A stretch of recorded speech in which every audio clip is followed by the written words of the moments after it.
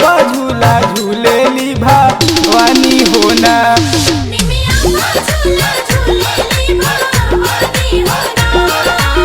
शीतल पावनवा बहे मालिन अंगनवा हो की मालिन अंगनवा हो निमिया पा झूला झूलेली भवानी होना।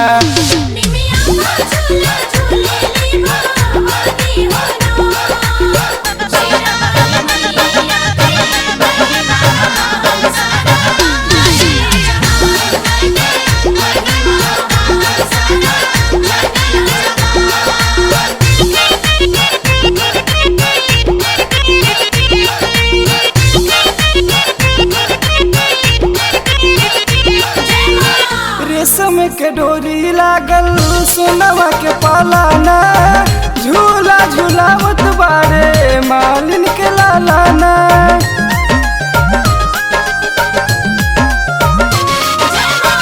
रेशम के डोरी लागल सोनवा के पालाना झूला झूलावत आवे मालिन के लालाना।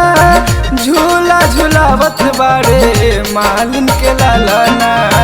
धरती गगनवा झूमे मंगल भावनवा हो की मंगल भावनवा हो निमिया पा झूला झूलेली भवानी होना।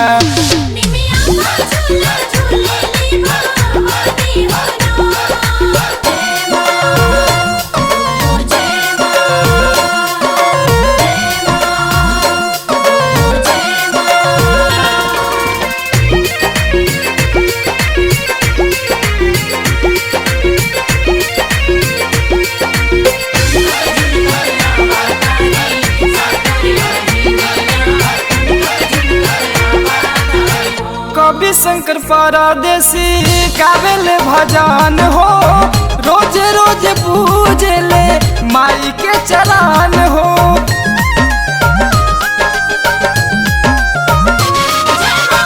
कवि शंकर परदेसी गावेल भजन हो रोज रोज पूजले माई के चरण हो।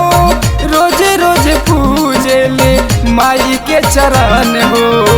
गह गह करेला भावनवानु हो केला पूजनवानु हो निमिया पा झूला झूलेली भवानी होना।